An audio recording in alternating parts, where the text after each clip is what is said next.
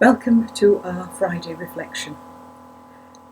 Some verses from today's New Testament reading, St. Paul's letter to the Colossians, chapter 3, beginning to read at the 12th verse. Therefore, as God's chosen people, holy and dearly loved, clothe yourselves with compassion, kindness, humility, gentleness, and patience. Bear with each other and forgive one another if any of you has a grievance against someone. Forgive as the Lord forgave you. And over all these virtues, put on love, which binds them all together in perfect unity. Let the peace of Christ rule in your hearts, since as members of one body you were called to peace. And be thankful. This is the word of the Lord.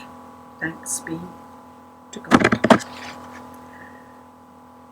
On the day I'm recording this reflection, our daily newspaper has a banner across the top of the front page saying that inside the paper we will find an article telling us all about the best spring jackets to purchase, which they describe as the ultimate status sign for lockdown.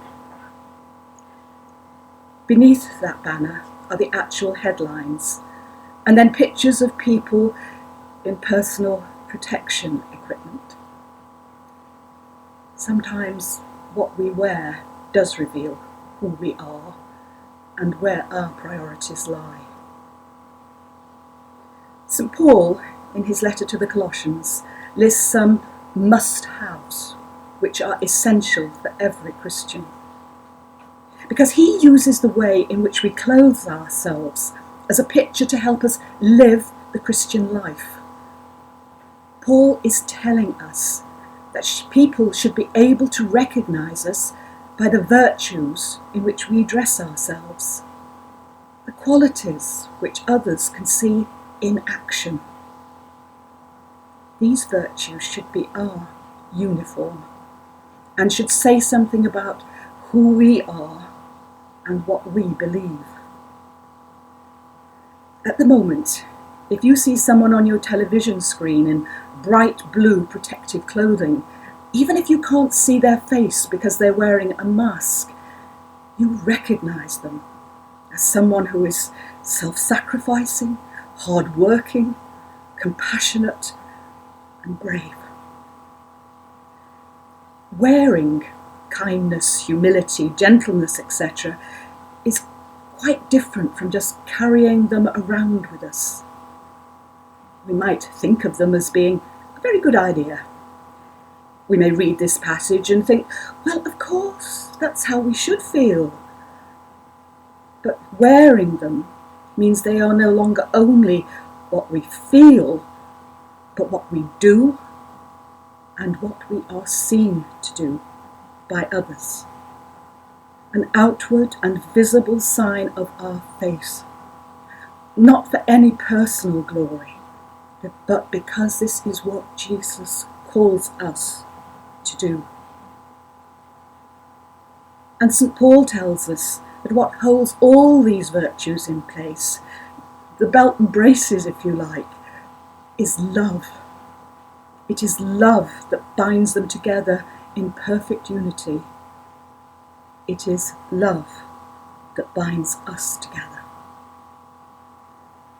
At the end of the verses which I read to you, Paul says, and be thankful.